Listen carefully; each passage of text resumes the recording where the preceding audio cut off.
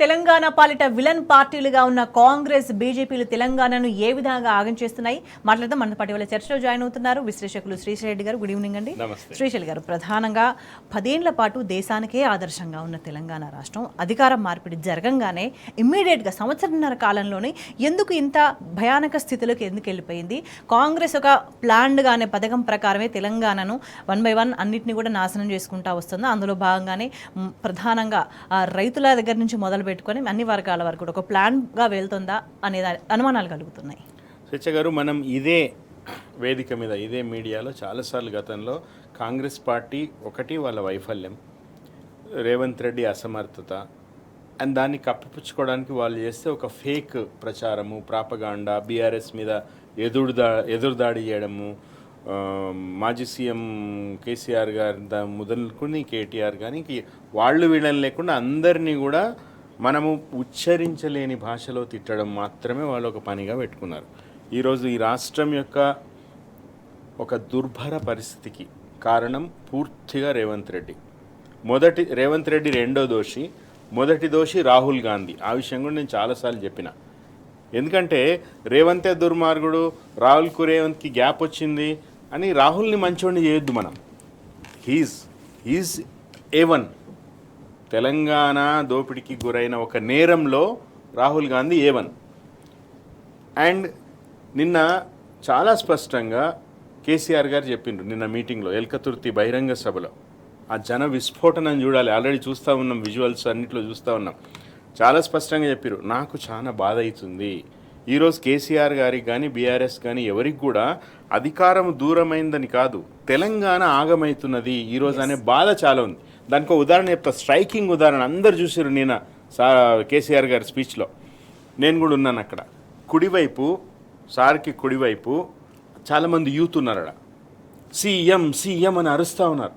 వాళ్ళ ఉత్సాహం ఎంతకాలమైంది తమ నాయకుడిని చూసి, అసలు ఆయన ఇచ్చే సందేశం విందామని ఎక్కడెక్కడి నుంచో వచ్చిన వాళ్ళు ఉన్నారు. వాళ్ళ ఉత్సాహం కొద్దీ సీఎం సీఎం అని అరుస్తూ ఉంటే కేసీఆర్ గారు ఒక మాట అన్నారు, మీరు కావాలంటే తర్వాత మీరు కూడా వినండి అది మరొకసారి. ఏం సీఎం అయ్యా, పనిలేదా అన్నారు.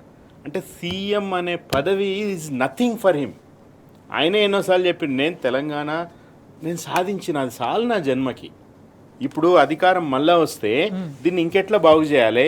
ఏదైతే రేవంత్ రెడ్డి కాంగ్రెస్ ప్రభుత్వం ఈ సంవత్సరంన్నరలో లేకపోతే రాబోయే కాలంలో మరి ఎన్ని రోజులు ఉంటారో వాళ్ళు తెలియదు, కానీ పూర్తిగా ఎట్లా తెలంగాణ నాశనం చేస్తారు, దీన్ని ఎట్లా బిల్డ్ చేయాలి అనే ఆలోచనే తప్ప ఆయనకి. లేకపోతే ఎవరైనా సీఎం సీఎం అని అరిస్తే రేవంత్ రెడ్డి వాళ్ళు ఇంకా అరుమంటారు వాళ్ళకి, అట్లా ఇంకా అక్కడ కెమెరా అటు చూపిమంటారు. కానీ ఈయన అట్లా అనలా, సీరియస్ చర్చ చేస్తున్నాం, మాట్లాడుతున్నాం, బహిరంగ సభ, మీరు అందరు వినాలే. నేను చెప్పినవన్నీ ఇంటికి ఆయన జిఎస్డిపి దగ్గర నుంచి అన్నీ మాట్లాడుతూ ఉన్నారు నిన్న సభలో. సో కేసీఆర్ గారికి లేతే ఇప్పుడున్న ముఖ్యమంత్రికి అసలు మనము పోలిక తెచ్చి మాట్లాడడం కూడా కరెక్ట్ కాదు. నిన్న మొత్తం 45 నిమిషాల ప్రసంగంలో ఎక్కడ ఒక్క పేరు కూడా కేసీఆర్ గారు తీసుకోలే.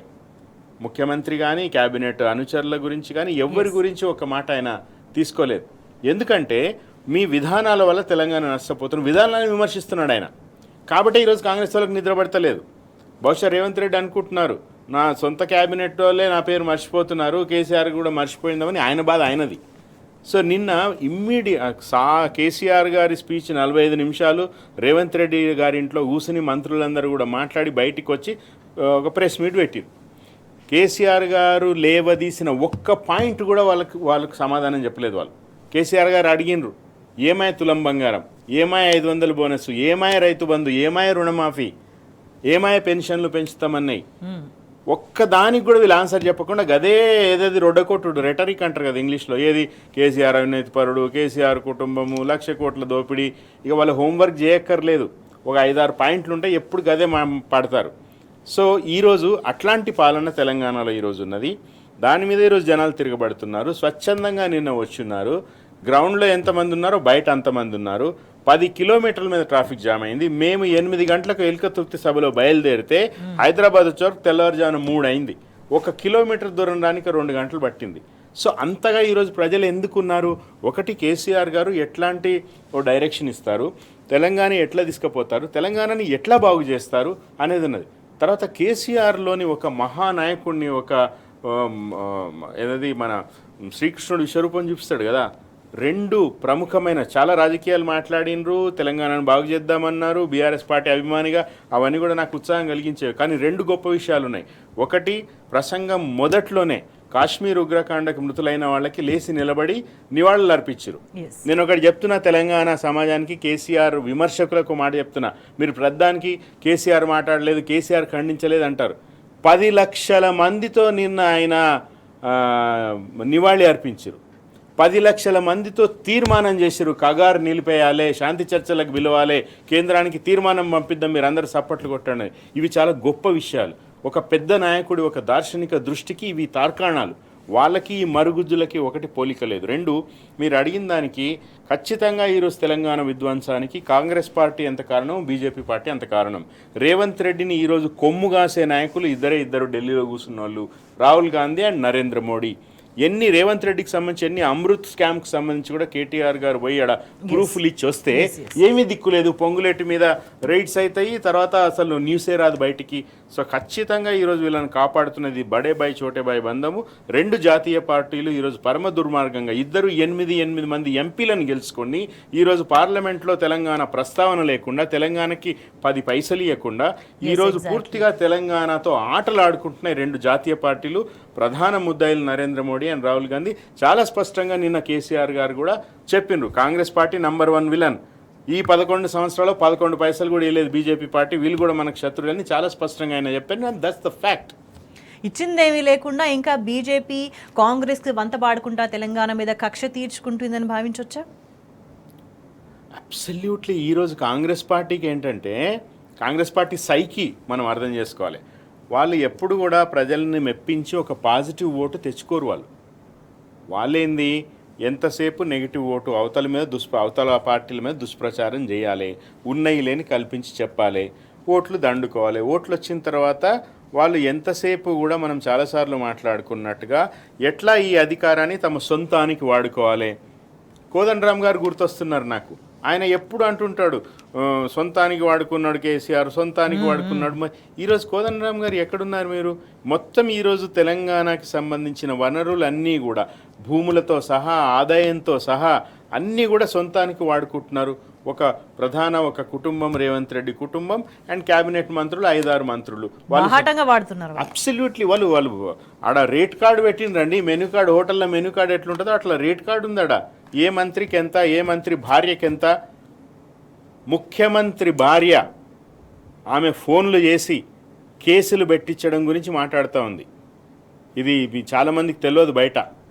ఇప్పుడు సోషల్ మీడియా వారియర్స్ ఉన్నారు కదా బీఆర్ఎస్ పార్టీ, సోషల్ మీడియా వారియర్స్కి నిన్న కేసీఆర్ గారు బహిరంగ సభాముఖంగా ఆయన కృతజ్ఞతలు చెప్పిండు, భరోసా ఇచ్చిండు, మీ ఫైట్ ఆపొద్దు, లీగల్ సెల్ ఉంది, పోలీసులకు హెచ్చరిక కూడా చేసిండు. అంత బలంగా కాంగ్రెస్ ప్రభుత్వ వైఫల్యాలను తీసుకుపోతా ఉంటే రేవంత్ రెడ్డి కూడా నిద్రపడతలేదు. బీఆర్ఎస్ సోషల్ మీడియా అని తెల్లారితే బీఆర్ఎస్ సోషల్ మీడియా గురించి మాట్లాడతాడు. నీ దగ్గర అధికారం ఉంది, నీ దగ్గర వ్యవస్థలు ఉన్నాయి, నీకు చేసే అవకాశం ఉన్నది, రిసోర్సెస్ ఉన్నాయి, నువ్వు సంపద సృష్టించు, పేదలకు పంచు, నువ్వు ఒక మంచి పాలకుడిగా పేరు తెచ్చుకో. రేపు ధైర్యం ఉంటే, దమ్ముంటే స్థానిక సంస్థలు ఎన్నికలు పెట్టు, అన్ని గెలువురా భయ్, ఎవడుద్దన్నాడు. గెలిస్తే రేపు కేసీఆర్ కూడా అరే వీడేదో చేస్తున్నాడు అని అనుకుంటారు కదా ఆయన కూడా. అది ఏం లేదు, నువ్వు ఎందుకు ఎన్ని ఎలక్షన్లు పెడతలేవు, చిత్తుగా ఓడిపోతావు, నీకు తెలుసు కాబట్టి నువ్వు పెడతలేవు. సో ఏ రోజు కూడా మీరు పాజిటివ్ ఓటు తెచ్చుకోరు, ఏ రోజు మీ సైకిల్లోనే లేదు అది. సో కాబట్టి ఏంటంటే ఈరోజు 420 హామీలు ఇచ్చి 420 అనేది ఒక మోసకారితనానికి అదొక తార్కాణం కదా. అట్లాగే వీళ్ళు పరిపాలన చేస్తూ ఉన్నారు. దీన్ని ఖచ్చితంగా కాంగ్రెస్ పార్టీ వాళ్ళు ఏం చేస్తున్నారు, రాహుల్ ఏంది ఒక బంగారు గుడ్డు పెట్టే బాతులాగా తెలంగాణను చూస్తున్నాడు. ఉన్న 3 రాష్ట్రాలు, హిమాచల్ ప్రదేశ్లో దిక్కులేదు, ఆడనే అడుక్కు తింటూ ఉన్నారు. కర్ణాటక అయిపోయింది, దానికి పని కథమైంది, ఇక తెలంగాణనే. కానీ రాహుల్కి తెలియని విషయం ఏంటంటే, ఈడ మీ ఓడు ఆ బాతును కోస్తున్నాడు, బాతుని మేపితే రోజుకో గుడ్డనే పెడుతుంది, నీకు వస్తాయి, తప్పు రైట్ పక్కన పెట్టు, నీకు వస్తాయి. అది లేదు, ఇక్కడ బాతును కోసేస్తున్నాడు, ఇంకేం లేదు, ఆయన లేదు, నువ్వు లేదు, ఎవడు లేడు. తెలంగాణ మొత్తం సర్వనాశనం అవుతున్నది. దానికి రాబోయే రోజుల్లో బీఆర్ఎస్ పార్టీ మీద, బీఆర్ఎస్ నాయకుల మీదనే కాదు, తెలంగాణ సమాజం మీద కూడా చాలా బాధ్యత ఉన్నది. ఎవరు మీకోసం పనిచేస్తున్నారనేది గమనించాల్సిన అవసరం ఉందని నేను సమాజానికి కూడా విజ్ఞప్తి చేస్తా ఉన్నాను. అంటే అందిన కాడికి దోచుకోవడం, దోచిపెట్టడమే కాకుండా దీని వెనక ఇక మరికొన్ని కుట్ర కోణాలు కూడా దాగున్నాయని శ్రీశైల్ గారు, అందిన కాడికి దోచుకోవడం, దోచిపెట్టడంతో పాటు అంటే ఒక ప్లాన్డ్గా పథకం ప్రకారం తెలంగాణను నాశనం చేసే కుట్ర కాంగ్రెస్ పార్టీ చేస్తుందనే అనుమానాలు కలుగుతున్న నేపథ్యం అంటే ముందుగా ప్రధానంగా ప్రగతికి మెయిన్గా సపోర్ట్గా ఉన్నది రైతు వ్యవసాయం అభివృద్ధి చెందింది తెలంగాణలో. సో ముందుగా రైతును ఆగం చేసి దాని తర్వాత అంటే కాళేశ్వరం మీద ఇష్టం వచ్చినట్టుగా అబద్ధాలు కుట్రలు ప్రచారం చేయడం కూడా ఇందులో భాగంగానే ఒక స్ట్రాటజిక్గానే వెళ్తుందని భావించాల్సిన అవసరం కనిపిస్తుందా? అబ్సల్యూట్లీ. దాంట్లోకి వెళ్ళే ముందు ఒక విషయం నేను చెప్పదలుచుకున్నా. నిన్న భారత వరి వంగడాల అభివృద్ధి సంస్థ చైర్మన్ నిన్న ఒక మాట మాట్లాడిండ్రు. ఈరోజు అది మీడియాలో కూడా వచ్చింది. ఆయన ఏమంటారంటే, మనము చైనా కంటే చాలా తక్కువ స్థాయిలో ధాన్యం ఉత్పత్తి చేస్తూ ఉన్నాం. చైనాలో సగం కూడా మనం ప్రొడ్యూస్ చేయడం లేదు. ఈ ప్రపంచానికి ఆహార కొరత చాలా రాబోయే రోజుల్లో. సో కాబట్టి కొత్త వరి వంగడాలు మీరు తయారు చేయండి అని అగ్రికల్చరల్ సైంటిస్ట్కి ఆయన పిలిపించండి నిన్న. ఈరోజు పేపర్లలో వచ్చింది. ఇది చాలా లోతైన విషయం. కేసీఆర్ గారు రైతు బంధు గురించి మాట్లాడినా, రుణమాఫీ గురించి మాట్లాడినా, రైతు బీమా గురించి మాట్లాడినా, 24 గంటల కరెంటు గురించి మాట్లాడినా, కొనుగోలు కేంద్రాలు పెట్టి ఎక్కడా ప్రాబ్లం లేకుండా కొనుగోళ్లు చేసిన, అకాల వర్షాలకి పంట నష్టం జరిగినప్పుడు ఆయన స్విఫ్ట్ రియాక్షన్ మనం చూసిన, దాని అర్థం ఒకటే ఏంటంటే, మన రైతులు కష్టించి పండించగలరు. భారతదేశానికి ప్రపంచానికి ఆహార కొరత రాబోతున్నది. ఎన్నోసార్లు ఆయన ముఖ్యమంత్రిగా ఉన్నప్పుడు చెప్పిండు. ఈ పనికి మాలిన వాళ్ళు, తెలివిలేని వాళ్ళు ఏమంటారంటే, ఈ కొంతమంది వీళ్ళు ఎవరు ఈ ఆర్గానిక్ పంటల గురించి మాట్లాడుతున్న వాళ్ళు, అసలు అంత పెద్ద మొత్తంలో వరి ఉత్పత్తి చేసుకుని ఏం చేస్తారండి, మన దగ్గర ఆల్రెడీ ఎఫ్సిఐలో సరిపడా ధాన్యం ఉన్నది అని మాట్లాడుతూ ఉంటారు. కానీ మనం చాలా దేశాలకి ఎక్స్పోర్ట్ చేయొచ్చు. ఆహార కొరత రాబోతుంది. చాలా దేశాల్లో ఆ సమస్య వస్తుంది. చాలా దేశాలు మనల్ని అడిగినాయి, మన వరి గురించి అడిగినాయి. సో కాబట్టి ఏంటంటే, అంత పెద్దగా ఆయన ఆలోచించి, ఇప్పుడు మన దగ్గర ఏ రిసోర్సెస్ ఉన్నాయో వాటితో మనం సంపద సృష్టి చేసుకోవాలి. అంత దార్శనికతో ఆయన ఆలోచించి రైతు బంధు పెట్టిండు. సో ఈరోజు కాంగ్రెస్ పార్టీ ఎంత భావదారిద్ర్యంలో ఉన్నదంటే, ఈరోజు వాళ్ళు రైతు బంధు ఇవ్వడానికి, బోనస్ ఇవ్వడానికి తేడా చూడడం లేదు. వాళ్ళు రెండు ఒకటే అనుకుంటున్నారు. అంత ఒకటి తెలివి లేదు, 2 తెలుసుకోవాలని అనుకోరు, 3 లేఖితనం, నోటికి ఏదొస్తే అది మాట్లాడడం. సో ఈరోజు వ్యవసాయం అనేది భారతదేశంలో, స్వేచ్ఛ గారు మీకు కూడా తెలుసు, 60-65% వ్యవసాయం మీద ఆధారపడి జీవిస్తున్నారు. అండ్ సర్ప్రైజింగ్లీ 10 ఏళ్ల పాలనలో మన కేసీఆర్ గారు చెప్పేటట్టుగా మన తలసరి ఆదాయము కేంద్ర అంటే నేషనల్ జీడిపికి తెలంగాణ కంట్రిబ్యూషను వ్యవసాయం వల్ల పాసిబుల్ అయింది. వ్యవసాయమే ప్రధానం, వ్యవసాయమే ఎక్కువ కంట్రిబ్యూటర్. మనము పంజాబ్, హర్యానా లాంటి రాష్ట్రాలని దాటిపోయి మనం ఉత్పత్తి సాధించినాం కేసీఆర్ గారి పరిపాలనలో. సో ఈరోజు బీఆర్ఎస్ పార్టీ మీద చేసే కువిమర్శలు, రాజకీయ విమర్శలు, సరే కాంగ్రెస్ పార్టీ అయితే భ్రష్టు పట్టిపోయింది అనుకోండి, కానీ మిగతా కొంత సమాజం కూడా, కొంతమంది మేధావులు అనబడే వాళ్ళు కూడా చాలా ఒక అదే సామెత నేను వాడడానికి నాకు ఇష్టం లేదు కానీ, పాడిందే బార్డర్ అనే సామెత వాడడం నాకు ఇష్టం లేదు కానీ, బట్ బేసికలీ అట్లే చేస్తూ ఉన్నారు. సో వాళ్ళు ఒక పాలకుడికి ఒక దార్శనికత ఉండాలి, రాబోయే రోజుల గురించి ఆలోచించాలని ఏం లేదు. ఈరోజే తెల్లారి న్యూస్ పేపర్లో హెడ్లైన్ రావాలి, మన ఫోటో రావాలి, మన పేరు రావాలి, అంతే. రేవంత్ రెడ్డికి ఏ రోజుకు ఆ రోజు ఒక బోనస్, ముఖ్యమంత్రి పదవి, ప్రతిరోజు ఆయనకు రెన్యువల్ కావాలి రాహుల్ గాంధీ దగ్గర. ఈ మంత్రులకు కూడా ప్రతిరోజు, ఇప్పుడు కొత్తగా మంత్రివర్గం వస్తుందా రాదా ఆ పైరవీలు చేసుకునేటోళ్ళు, రాకపోతే వెంటనే న్యూస్ పెట్టేటోళ్ళు.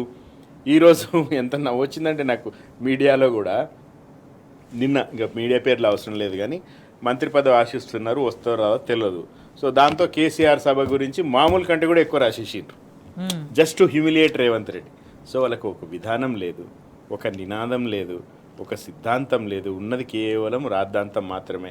కేసీఆర్ గారు చెప్తారు కదా, సబ్జెక్టు లేదు, ఆబ్జెక్టు లేదు, ఇంటెంటు లేదు, కంటెంటు లేదు, అంతా బబ్రజమానం భజగోవిందం టైప్లో వీళ్ళు ఈరోజు పూర్తిగా ప్రజా సమస్యలని గాలికి వదిలేసి, ఎవరైనా ప్రశ్నిస్తే ఎదురు దాడులు చేయడం, కేసులు పెట్టడం, నోరేసుకుని పడిపోవడం, ఫేక్ న్యూస్ ప్రచారం చేయడం.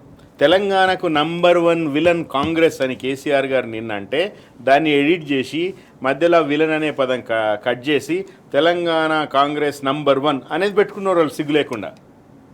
అంత అంత అంత ఫేక్ పాలిటిక్స్ చేస్తూ ఉన్నారు. మళ్ళీ వీళ్ళు అంటారు హెచ్సియులో జరిగింది ఫేక్ అంటారు. హెచ్సియులో ఫేక్ అయితే సుప్రీంకోర్టు ఫేకా? అంటే సుప్రీంకోర్టు ఫేక్ అతనాలు నమ్ముతుందా? నమ్మితే ఈరోజు నీ ప్రభుత్వం నిర్ణయం గొప్ప అయి ఉండాలి కదా, మొత్తం కొట్టేయంటారు 400 ఎకరాలు అనాలి కదా సుప్రీంకోర్టు. అనలేదు కదా, జైల్లో పెడతామన్నది. ఆడ కొలను పక్కన జైలు కట్టి దాంట్లో పెడతాం మిమ్మల్ని అన్నది. ఎస్, అంటే ఒకవైపు ఈ తప్పుడు ప్రచారాలతో పాటు ఈ మధ్య కాలంలో కాంగ్రెస్ మంత్రులు పదే మంత్రులు కావచ్చు, ఇతర నేతలు కావచ్చు, కాంగ్రెస్ బిచ్చమేసింది తెలంగాణ అనే పదాన్ని పదే వాడుతున్నారు. దీన్ని ఎట్లా అర్థం చేసుకోవాల్సిన అవసరం కనిపిస్తుంది? తెలంగాణ ప్రజలందరినీ అవమానించినట్టు కాదా ఈ మాటలు మాట్లాడడం? ఖచ్చితంగా. ఇప్పుడు ప్రజలనే కాదు, ఉద్యమాన్ని కూడా అవమానించినట్టు కాదా? ఇప్పుడు మేము ఇచ్చినవాడు గొప్ప అయితే భారతదేశానికి స్వాతంత్రం ఎవరు ఇచ్చారు? బ్రిటిష్ వాడు ఇచ్చిండు, వాడు కదా గొప్ప. మరి మీరు ఎట్లా క్లెయిమ్ చేసుకుంటారు? మేము 1922లో నుంచే గాంధీ నేతృత్వంలో స్వాతంత్ర సమరం చేసామని ఎట్లా క్లెయిమ్ చేసుకుంటారు? 1875లో ఏఓహిం పార్టీ పెట్టిండు, అనిబిసెంట్ నడిపించింది, ఇవన్నీ ఎట్లా క్లెయిమ్ చేసుకుంటారు మీరు? ఇచ్చినోడు గొప్పోడు కదా. మళ్ళా అట్లా కాదు. రెండు, ఈ మనస్తత్వం ఇందాక మనం మాట్లాడుకున్నాము. ఒక ఫ్యూడల్, ఒక ఆధిపత్య సంస్కృతి కాంగ్రెస్ పార్టీ డిఎన్ఏలో ఉన్నది. సో కాబట్టే వీళ్ళు మేము బిచ్చమేసినాం అనే మాట మాట్లాడగలరు.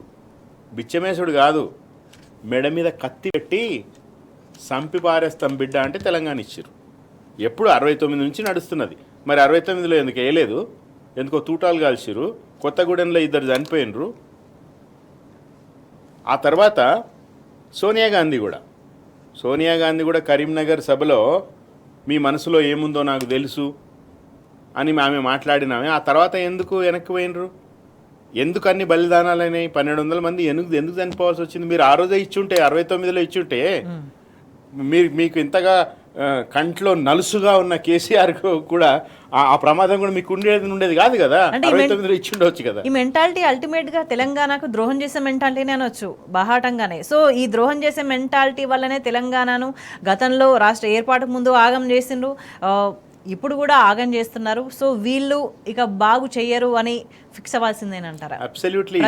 ప్రజలు ఏ విధంగా ప్రెజర్ చేసినా కూడా మీరు టు బి వెరీ ఆనెస్ట్, ఒక తెలంగాణకు ద్రోహం చేయడం అనేది కాదు, ద్రోహం అనేది కాంగ్రెస్ పార్టీ నైజం.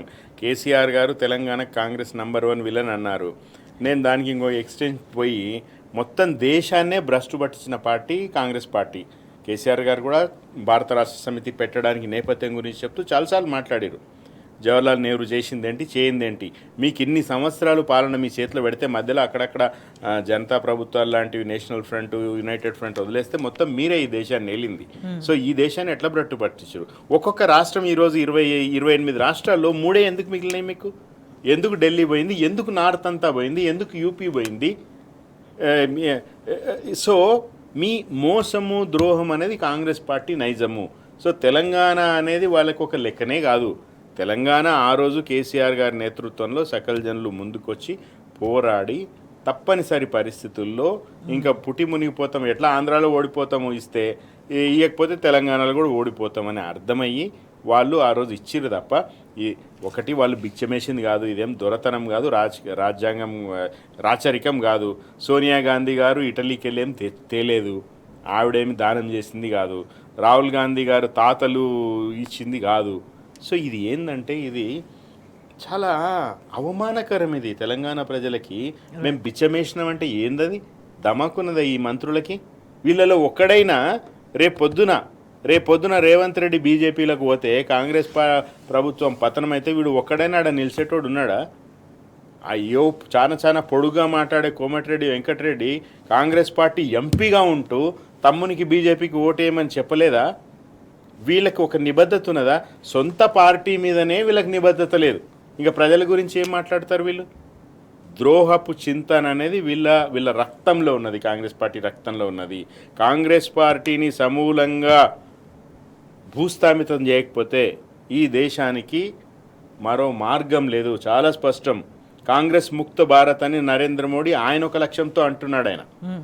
కానీ నిజానికి ప్రజల దృష్టికోణం నుంచి ఆలోచిస్తే కాంగ్రెస్ పార్టీని ఖతం పట్టించాల్సిన అవసరం ఉన్నది. అయిపోయింది, ఇక నరేంద్ర మోడీ పని అయిపోయింది, కాంగ్రెస్ పార్టీ పని అయిపోయింది. రాబోయే రోజుల్లో కేంద్రంలో కూడా సంకీర్ణ ప్రభుత్వం వస్తేనే, ఇప్పుడు ఈరోజు చూస్తున్నారు ఈ డీలిమిటేషన్ పేరుతో సౌత్కి ఎంత నష్టం చేయబోతున్నారో. సౌత్ రాష్ట్రాలన్నీ ఏకమైతా ఉన్నాయి, వాళ్ళకి నిద్ర పడతలేదు, ఈరోజు నార్త్ నాయకులకి నిద్ర పడతలేదు. సో ఈరోజు మనని ఎట్లా మన గొంతు నొక్కాలే అన్న ఉద్దేశంతో చేస్తూ ఉన్నారు.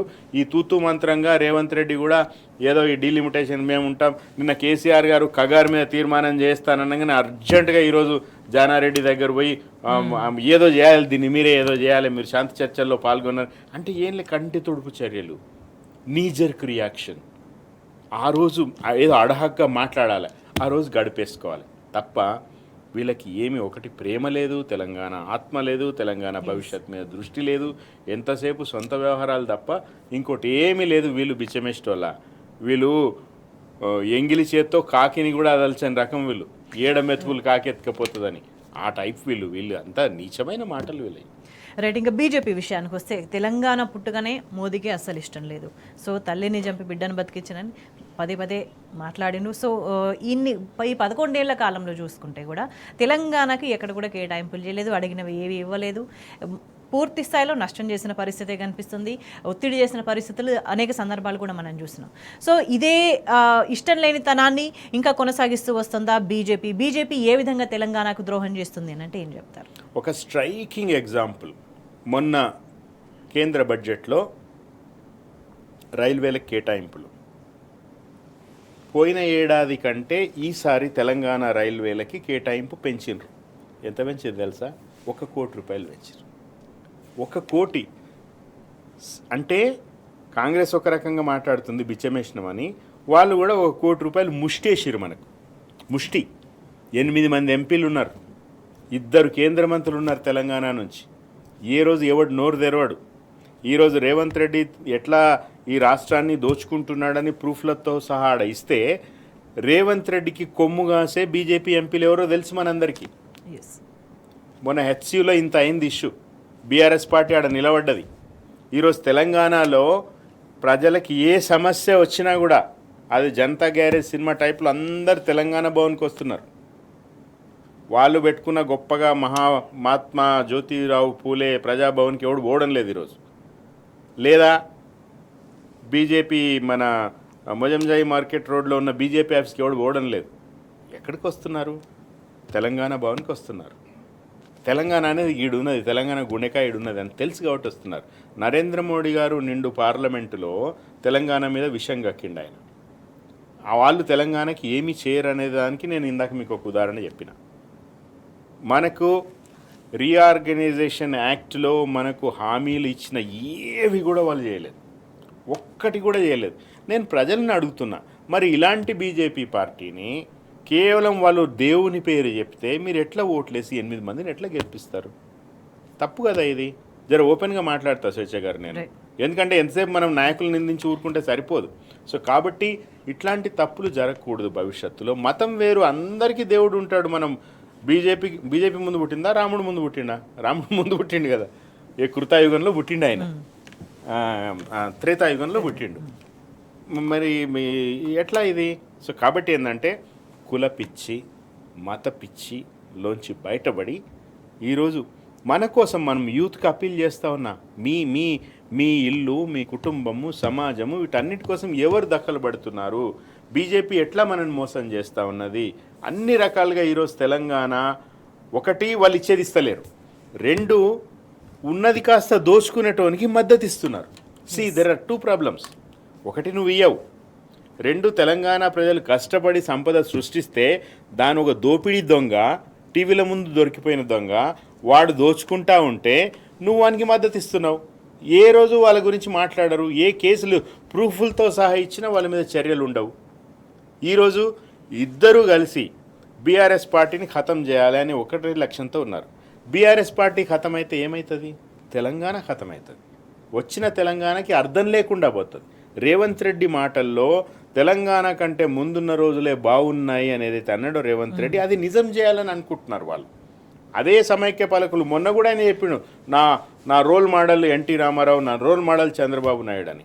వాళ్ళు తప్ప వేరే ఏం లేరు. ఇక్కడ తెలంగాణలో పోనీ కేసీఆర్ గారిని పక్కన పెట్టండి, నీకు బేసిజం మోమాటం. జలగం వెంగళరావు ఏమైండు? మీ పార్టీనే కదా. చెన్నారెడ్డి ఏమైండు? తెలంగాణ ముఖ్యమంత్రులే కదా. ఏంలే, ఓ ఎన్టీ ఓ చంద్రబాబు తప్ప ఇంకోటి లేదు.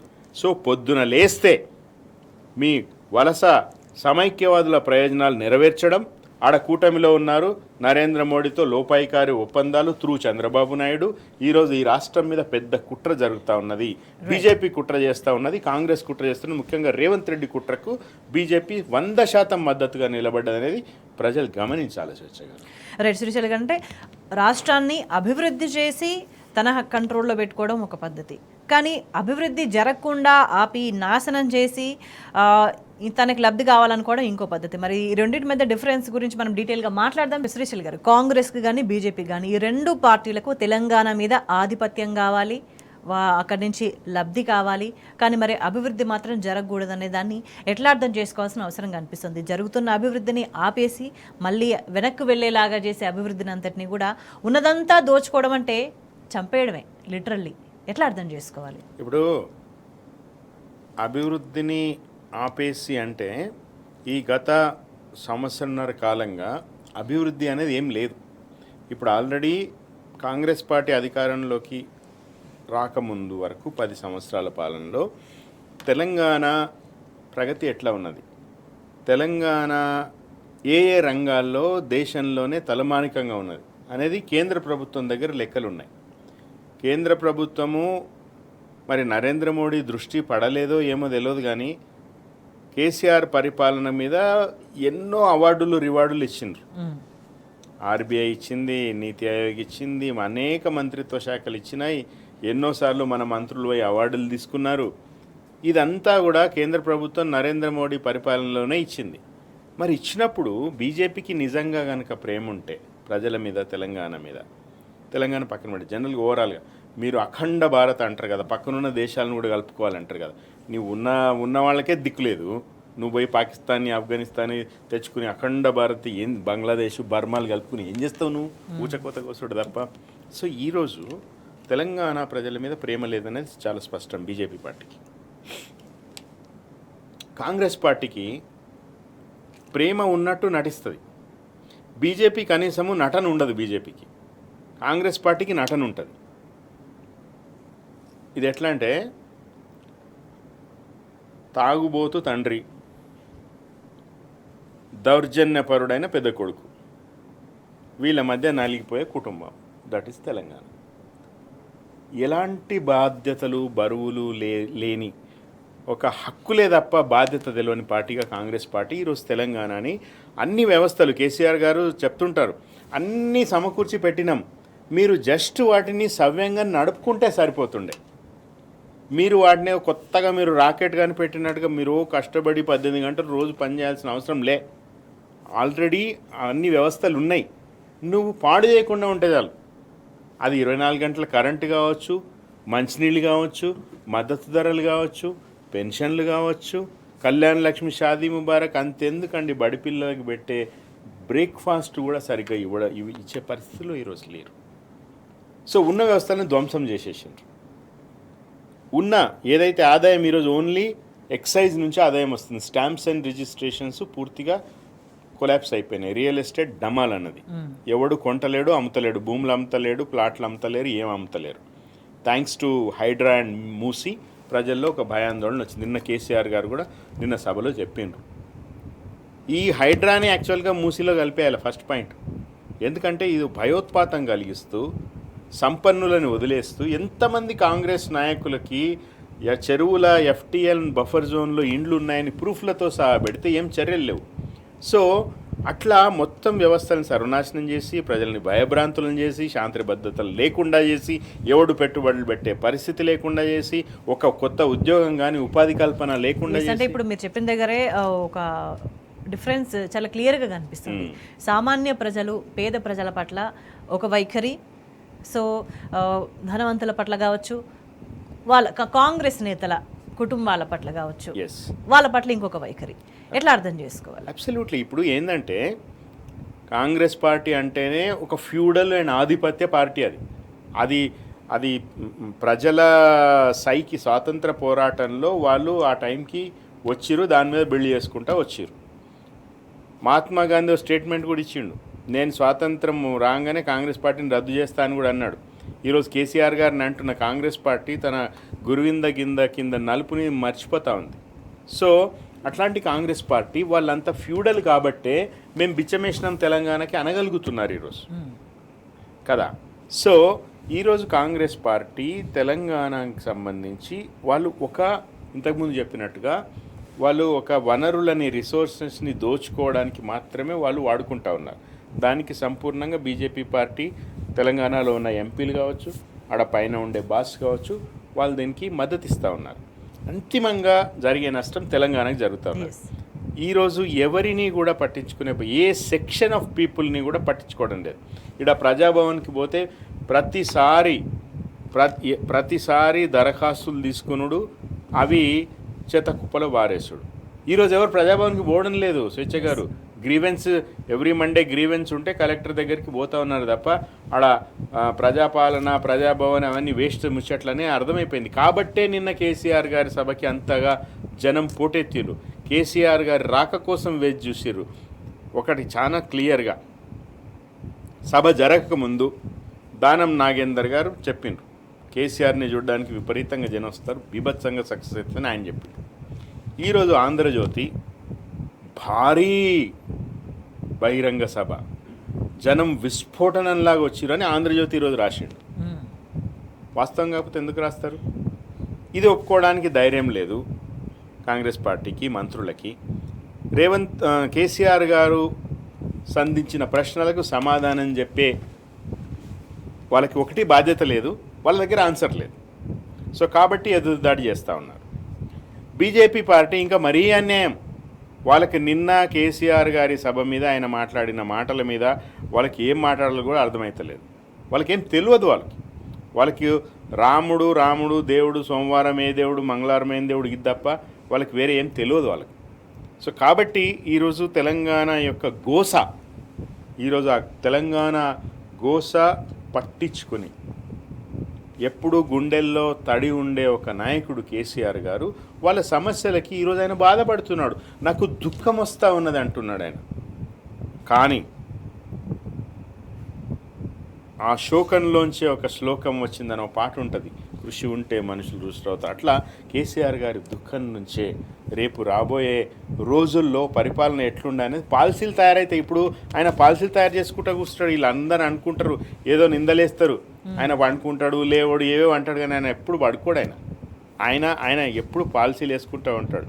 రైతు బంధు కానీ తెలంగాణ గోసలకి సమాధానాలు ఆయన 97 నుంచి అన్నీ రాసుకుంటూ ఉన్నాడు, చదువుకుంటూ ఉన్నాడు, అందరితో కూర్చోబెడుతూ గంటలు కొన్ని వేల పేజీల అధ్యయనాలు జరిగినాయి. నిన్న ఆపరేషన్ కగార్ నిలిపేయాలని ఆయన ఉత్తగా అనలే. ఆయనకు అంత ఫీడ్ ఉంది. సమాజం ఏమనుకుంటుంది, మేధావులు ఏమనుకుంటున్నారు, ప్రజల మధ్య అన్ని వర్గాల మధ్య శాంతి సామరస్యాలు విలసిల్లాలి, డెవలప్మెంటు, సంక్షేమము, ఆత్మగౌరవాలు అందరికీ ఉండాలి అనేది ఆయన ఆలోచిస్తూ ఉన్నాడు. ఎప్పటికప్పుడు ఫీడ్ తీసుకుంటాడు. అందువల్లే కగారు గురించి ఆయన మాట్లాడగలిగిండు. దానికి వీళ్ళకి ఎవరికి నిద్ర పడతలేదు. సో స్థూలంగా నేను చెప్పొచ్చేది ఏంటంటే, తెలంగాణ అభివృద్ధిని అడ్డుకోవడం కాదు, ఉన్నదాన్ని నాశనం చేసిరు. కొత్తగా అభివృద్ధి చేసే అవకాశం లేదు. స్వేచ్ఛ గారు అయిపోయింది, ఖతమైపోయింది. తెలంగాణకు ఇర్రివర్సబుల్ డ్యామేజ్ జరిగిపోయింది. దీన్ని రిపేర్ చేయలేరు. ఒక డౌట్ వస్తుందంటే, ఒక 10 ఏళ్ల పాటు మంచిగా బ్రహ్మాండంగా ఉన్న రాష్ట్రము, టాప్ 1లో ఉన్న రాష్ట్రము ఎందుకు అంటే 1.5 year లోపలనే ఇంత దారుణంగా పడిపోవడం అంటే ఏం చేస్తుండొచ్చు? ఎంత దారుణం చేస్తుండొచ్చు? ఎంత ఘోరంగా నాశనం చేస్తుంటే 1.5 year కూడా కాకముందే 10 ఏళ్ల ప్రగతి అంతా కూడా మొత్తం సర్వనాశనం అయిపోయిందని అనుకోవాలి. సింపుల్ అండి. కడివెడు పాలున్నాయి, ఒకటే విషం చుక్క. ఇప్పుడు ఒక కడవని తయారు చేయాలి, కడవలో పాలు కలెక్ట్ చేయాలి, నింపాలి, అది పెద్ద పని కదా. నువ్వు విషం చుక్కేయడం ఎంతసేపు? So that is Congress party. Revanth Reddy is king of destruction. ఆయన విధ్వంసము మాత్రమే రేవంత్ రెడ్డికి తెలుసు, నిర్మాణం తెలియదు ఆయనకి ఎప్పుడు నిర్మాణాత్మక పాత్రలో ఆయన లేడు. ఆయన ఎప్పుడు ఒక బాధ్యత కలిగిన ప్రజాప్రతినిధిగా లేడు. ఆయన మిడ్జిల్ జడ్పీటీసీగా ఎదిగిన క్రమం మనం పరిశీలిస్తే ఎంతసేపు బెదిరింపులు, ఎక్స్టార్షను, దోపిడీ, సో కాంగ్రెస్ పార్టీ తీసుకొచ్చిన ఆర్టీఐ చట్టాన్ని చాలా ఎఫెక్టివ్గా వాడుకున్న ఒకే ఒక్కడు రేవంత్ రెడ్డి. అందరి ఆస్తులు, అందరి ఎక్కడెక్కడ భూములు. తెలంగాణలో ఏదో మాట ఉన్నది తెలుసా స్వేచ్ఛ గారు? తెలంగాణలో జస్ట్ సర్వే నెంబర్ చెప్తే చాలు రేవంత్ రెడ్డి అదంతా దాని మొత్తం కథ ఆయన దగ్గర బుర్రలో ఉంటుందంట. అది దాని మీద ఏం లిటిగేషన్ ఉంది, దాన్ని సాల్వ్ చేస్తే ఎన్ని పైసలు వస్తాయి, అట్లా మురగబెడితే ఎన్ని పైసలు వస్తాయి, అన్నీ తెలుసు ఆయనకి. సో 24 గంటలు గదే పని ఆయనకి. కేసీఆర్ గారు ప్రతిపక్షంలో ఉన్న అధికార పక్షంలో ఉన్న 24 గంటలు ఆయన రాసుకుంటా, ఆ ట్యాబ్ చూసుకుంటా, అన్నీ చూసుకుంటా, ఎవరెవరు ఏమనుకుంటున్నారు ఆయన ఫీడ్ తీసుకుంటా, ఫోన్లు చేసి అందరితో మాట్లాడి, ముఖ్యమంత్రి ఉన్నప్పుడు కూడా అదే పని ఆయనకి, ప్రతిపక్ష నాయకుడు కూడా అదే పని. ఈరోజు కేసీఆర్ గారు పోతేనే కదా ఆయన పోయిన తర్వాత నీళ్లు వదిలింది. కేసీఆర్ గారు మాట్లాడితేనే కదా కేటీఆర్, హరీష్ రావు, జగదీష్ రెడ్డి, నిరంజన్ రెడ్డి ఒక్కరని కాదు అందరూ కూడా ప్రజా సమస్యల మీద మాట్లాడితేనే కదా ఈరోజు కాంగ్రెస్ పార్టీలో చలనం వస్తూ ఉన్నది. ఆ మాత్రమన్నా, ఎందుకంటే ఆ మాత్రం కూడా చేయకపోతే ఇప్పుడు గొర్రె ఉంటుంది. గొర్రె అల్టిమేట్ ఏంది, అంతిమ లక్ష్యం ఏంది మనది? గొర్రెని అమ్ముకోవాలి, అయితే కోసుకొని తినాలి. కానీ దాన్ని కోసుకొని తినాలన్నా కూడా రోజు మేతేయాలి కదా. సో అట్లా అక్కడక్కడ చేస్తూ ఉంటారు. ఓన్లీ దీని నుంచి పిండుకోవడానికి, not to help people and the state. ఆ లక్ష్యం ఎప్పుడూ లేదు, ఆ దృష్టి ఎప్పుడూ లేదు. ఖచ్చితంగా ప్రధానమైన శత్రువుగా ఈరోజు కాంగ్రెస్ పార్టీ ఉన్నది కాబట్టి ప్రజల జీవితాలు ఇంత దుర్భరంగా ఉన్నాయి. స్వేచ్ఛ గారు, అంటే 1.5 ఇయర్ లోపలనే ప్రజలకి తీవ్రమైన అసంతృప్తి, ఒక అసహనము, అయ్యో ఎట్లా అని విపరీతమైన ఆందోళన అనేక వర్గాల వాళ్ళు. ఎందుకంటే అనేక విధాలుగా ప్రభుత్వం వేధించుకుంటూ పోతుంది ప్రజలని, అనేక వర్గాల వాళ్ళని. ఎవరిని వదలడం లేదు. సో ఎవరు అంటే ప్రశాంతంగా నిద్రపోదాం అన్నట్టు లేదు, ప్రశాంతంగా కడుపు నుండి తిండి తిన్నాం అన్నట్లేదు, తినడానికి తిండి కూడా ఉండని పరిస్థితి కూడా తీసుకొస్తున్నది. సో అంటే అల్టిమేట్గా ఈ పరిస్థితి నుంచి బయటపడాలి అని ప్రజలు కోరుకుంటున్నారు. ఎట్లా పరిష్కారం, ఎట్లా అని అంటే తప్పదు, ఎన్నుకున్నారు కాబట్టి. సో టెన్యూర్ పూర్తయ్యేదాకా తప్పదని అనుకుంటున్నారు. కానీ ఈ విలన్స్గా వ్యవహరిస్తున్న ఈ పార్టీలను, వీటి పట్ల ప్రజలు ఎట్లా వ్యవహరించాల్సిన అవసరంగా అనిపిస్తున్నది ఇప్పటికైనా సరే? ఇప్పుడు తప్పదు అంటే ఏముంది స్వేచ్ఛ గారు? ఈరోజు కేసీఆర్ గారు, కేటీఆర్ గారు ఈ ప్రభుత్వాన్ని మేము పడగొట్టము, మాకేం ఆతృత లేదు, ప్రజలు వాళ్ళకి ఓటేసిరు, వాళ్ళని కూర్చోబెట్టిరు, వాళ్ళకి బాధ్యత ఇచ్చిరు, వాళ్ళు చేయాలి, ఈ ప్రభుత్వాన్ని ఫుల్ టైం మేము పని చేసుకోమని చెప్తున్నాము అన్నారు. నిన్న కూడా సీఎం అంటే అనేటోళ్ళని తిట్టిరు తప్ప నేను సీఎం కావాలని ఆయన ఏమో అనుకోవడం లేదు. అర్జెంటుగా వాళ్ళని దించేసి నేను కావాలని ఆయన అనుకోవడం లేదు. కానీ కేసీఆర్ గారితో, కేటీఆర్ గారితో ప్రమేయం లేకుండా, వాళ్ళకు ఇష్టమున్నా లేకపోయినా ప్రజలు తమ సమస్యల పట్ల వాళ్ళు విసిగి వేసారితే, శ్రీలంకలో, నేపాల్లో, రాజప్రాసాదంలోకి పోయి, బంగ్లాదేశ్లో నిన్న మొన్న మొత్తం వాళ్ళని తరిమేసి ప్రజలు ఎట్లయితే చేస్తున్నారో అట్లా చేస్తారు తెలంగాణలో. సో ఈ ప్రభుత్వము కుప్పకూలిపోవడానికి ప్రజలు కారణమవుతారు. ప్రజల యొక్క అంత తీవ్ర వ్యతిరేకతని ఈరోజు మూటగట్టుకున్నారు రేవంత్ రెడ్డి. కాబట్టే వాళ్ళకి ఈరోజు స్థానిక సంస్థల ఎన్నికలు పెట్టే ధైర్యం లేదు వాళ్ళకి. ఈరోజు రేపు ఈ 10 మంది ఎమ్మెల్యేల మీద ఏదైతే కత్తి వేలాడుతూ ఉన్నదో, రేపు ఉప ఎన్నికలు వస్తే వీళ్ళు మొహం ఎక్కడ పెట్టుకోవాలో తెలియని పరిస్థితి ఉంటుంది స్వేచ్ఛ గారు. సో ఖచ్చితంగా వాళ్ళు అన్ని స్థానాలు ఓడిపోతారు, ఉప ఎన్నికలు జరిగే స్థానాలన్నీ కూడా. రెండు విషయాలు ఉన్నాయి ఇందులో. ఒకటి, ప్రజలకు చాలా కోపం ఉన్నది, ముఖ్యంగా కొంతమంది ఫిరాయింపుదారుల మీద. అరే కేసీఆర్ మీకు ఎంత అగ్రపీట వేసిండు, పక్కన కూర్చోబెట్టుకున్నాడు, తమరు తప్ప నువ్వు అనే మాట మాట్లాడలేదు, మీకు అన్నీ చేసిండు ఆయన, ఎంత గౌరవం ఇచ్చుకున్నాడు, అయినా కూడా ఇట్లా చేస్తారా అనేది చాలా ప్రజలు చాలా మంచివాళ్ళు స్వేచ్ఛ గారు. వాళ్ళు ఆలోచిస్తారు అన్నీ. ఖచ్చితంగా రేపు కరుగాల్చి వాత పెడతారు. రాబోయే అన్ని ఎలక్షన్లలో కాంగ్రెస్ పార్టీ అనేది ఓటమి తప్ప ఇంకోటి ఉండదు కాంగ్రెస్ పార్టీకి. అయితే ఈ గ్యాప్లో జ్వరబడదామని బీజేపీ ప్రయత్నం చేస్తున్నది. కానీ జ్వరబడాలంటే నువ్వు 4 మంచి పనులు చేయాలి.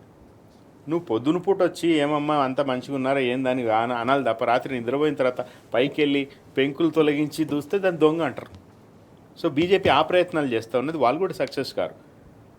ఖచ్చితంగా చైతన్యవంతమైన తెలంగాణ సమాజం తమకేం కావాలో వాళ్ళకి తెలుసు.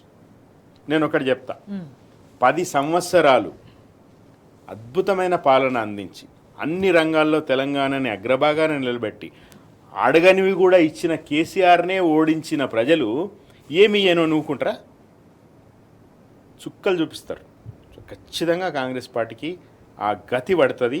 బీజేపీ కూడా వాళ్ళు నిజంగా ప్రేమ ఉంటే ఈ రోజుకైనా వాళ్ళ ధోరణి మార్చుకుంటే కనీసం రేపు బీఆర్ఎస్ అధికారంలోకి వచ్చిన తర్వాత ప్రధాన ప్రతిపక్షంగానే బీజేపీ ఎదగలుగుతుంది, లేకపోతే అది కూడా ఉండదు. సో అంటే ఇప్పటికైనా అల్టిమేట్గా బుద్ధి తెచ్చుకొని విలన్లుగా వ్యవహరించడం కాకుండా ఎంతో కొంత ఎన్నికైనందుకు ప్రజలకు మేలు చేసి ఆలోచన చేస్తే మంచిగా ఉంటుంది, లేకపోతే దాని పరిణామాలు ఎదుర్కోక తప్పదనేది Absolutely. అల్టిమేట్గా అర్థమవుతుంది. చర్చలో పాల్గొనేందుకు ధన్యవాదాలు శ్రీశైలి గారు. That's all for now. Stay. Thank you.